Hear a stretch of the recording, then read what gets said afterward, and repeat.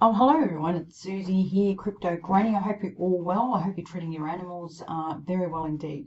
Now, today I'm going to talk about XRP, and I'm going to discuss that XRP is more like a CFD, a cash for difference contract, a non-security, and I'm looking at a practical financial markets review of that. Okay, so we will cover, obviously, just a little bit before that, I want to talk about operational risk. One does need more wallets than just the one. You carry huge operational risk if you have all your cryptocurrency on one wallet or even two. If you say to me, Susie, I've got 100,000 cryptocurrency and I only want to lose, 10,000, then technically speaking, you should have 10 cryptocurrency wallets. Now, a really good cryptocurrency wallet is CecuX. It's a very, very easy one to use. I really like it. It's got a nice big face on it. You don't have to download lots of stuff from, i.e. with the ledger and key in things or anything, and it's an easy one to use, very, very easy indeed. If I can use it with no problem, you'll be able to use it too. So if you look at the details on my YouTube, if you use the link, you will get 10% or 15% commission taken off, and it'll be a W20 or a W10. Now, I don't get commission for this at all. I just use one of these as a wallet for one of my cryptocurrency lots, because I do diversify just to reduce operational risk, and pretty much essentially, I think it's a very good wallet. Now, as I said before, I'm looking at Ripple Security. Do I believe it's going to be declared as a security? I don't really. What I'm more looking at, it's more like a CFD. I've gone through my analysis and I'll show it to you as a non-security, okay?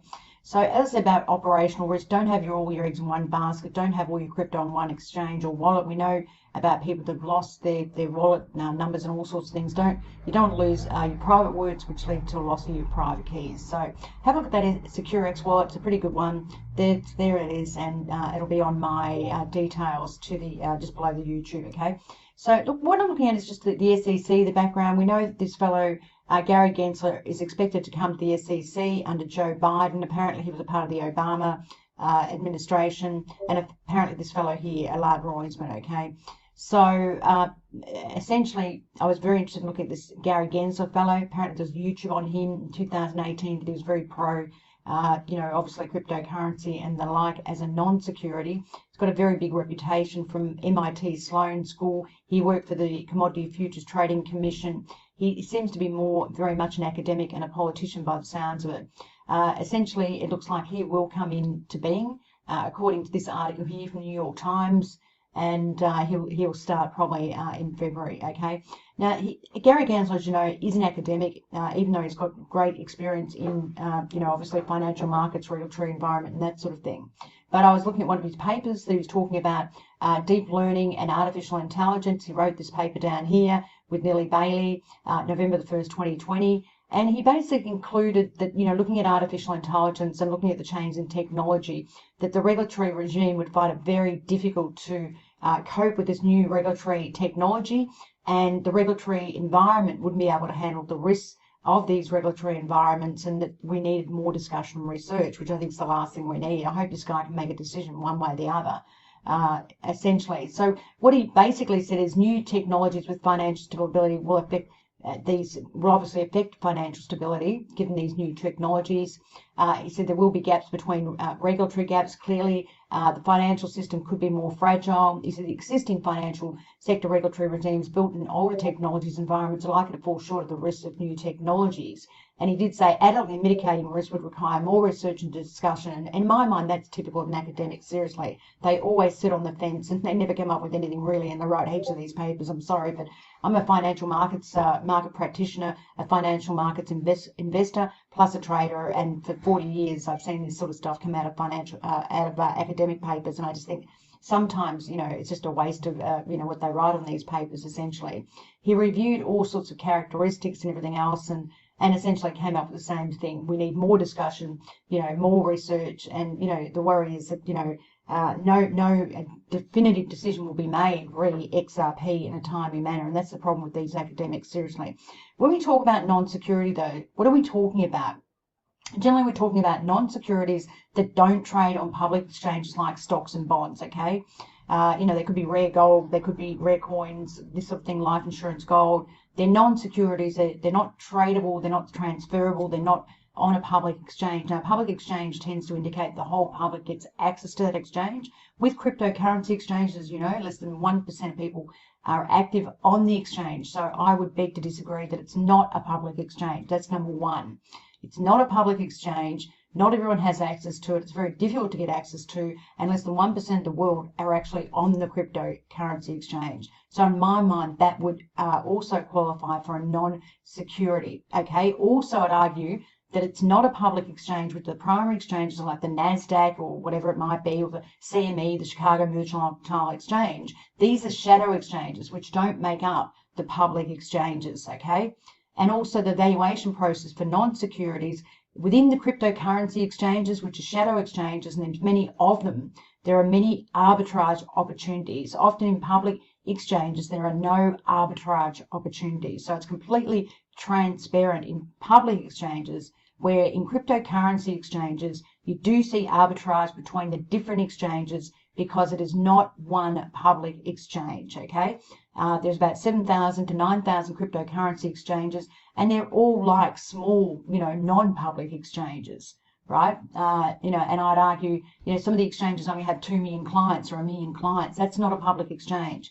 Even Binance with 44 million clients out of, you know, a population, you know, of 7.7 billion, that is not a public exchange in my mind. And if the law is written down that way, then they really need to define what they regard as a public exchange. Because generally a public exchange is when everyone has access to that public exchange.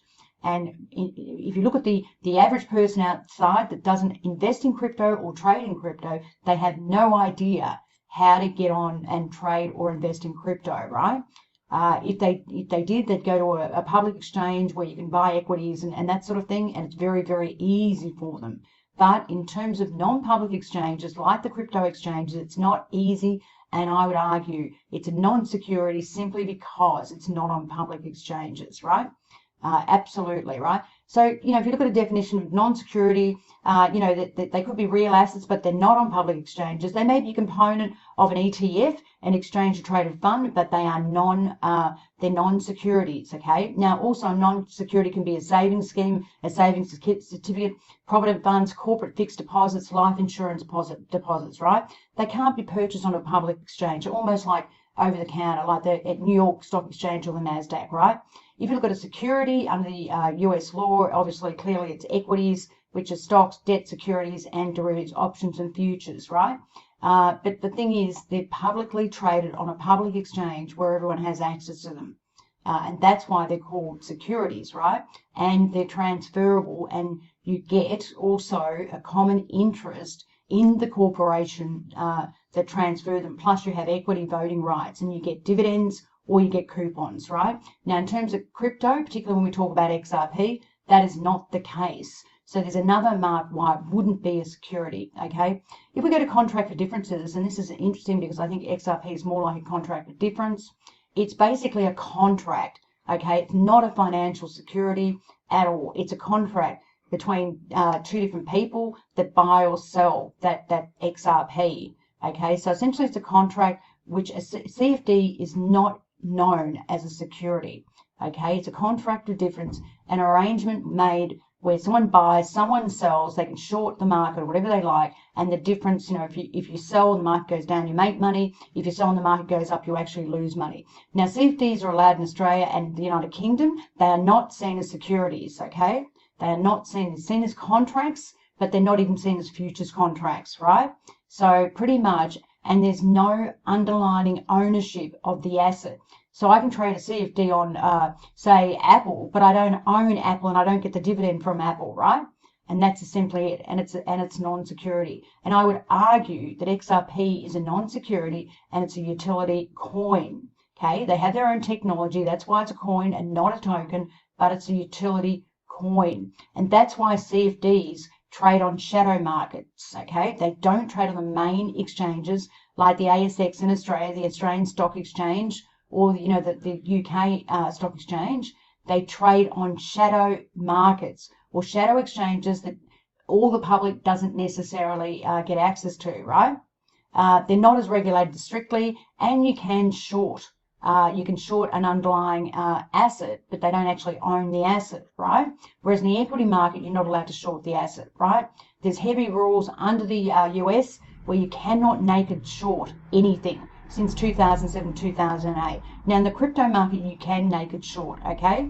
Because they are shadow markets. The crypto exchanges themselves are shadow markets, and they're not the main markets where the public has access to them. So under the crypto market, you can naked short, and that would even lead me to believe even more that it's non-security. If we go to the Howey test, I think the Howey test in itself is old and ancient, from 1933, 1946, and it says an investment of money. But again, investment can mean different things when we look at financial markets and in terms of financial market practitioners like myself. You know, people invest in the market or they trade in the market. So an investment would be over 1 year, it could be out to 30 years, right? If you trade, it could be short term, so it may not be an investment. The expectation of profit from an investment may not be either, by the way. People expect to win or lose, you know, when they're trading markets or even when they're investing. The investment of money in a common enterprise is not the case. Investing in XRP is not like investing in Ripple Labs. Ripple Labs is the technology. It's not the common enterprise of XRP. XRP is the utility coin. Ripple Labs is the technology. We do not invest in Ripple Labs. Yes, we invest in XRP, which is a part of the technology, but XRP is the utility coin, which is a part of the technology, because XRP, without it, you do not get the benefits of the technology, right? If you don't use XRP, you don't get 30% discount in cross-border cash flow transactions, or 70% discount in fees of cross-border, cross-flow transactions in foreign currency, whatever it might be.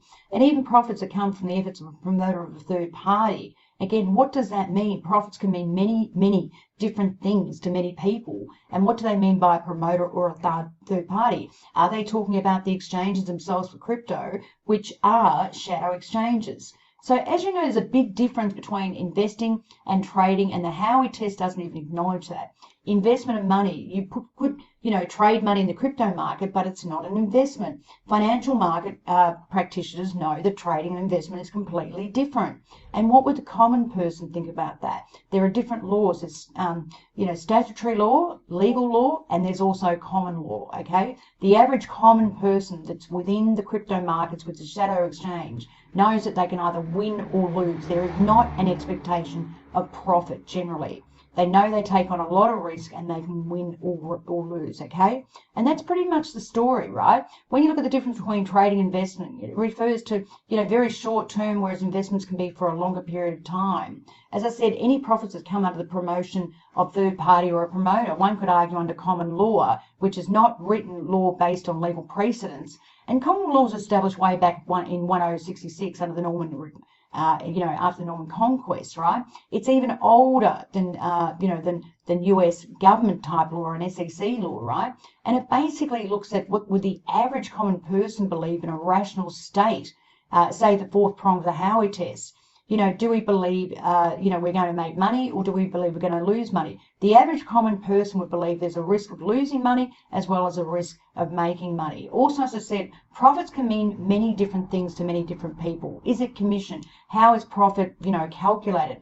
Profit can be calculated before profit, after profit, net of, depreciation, with goodwill. Again, that can mean a lot of different things. Also, when we talk about third parties, what are we talking about? Are we talking about crypto exchanges?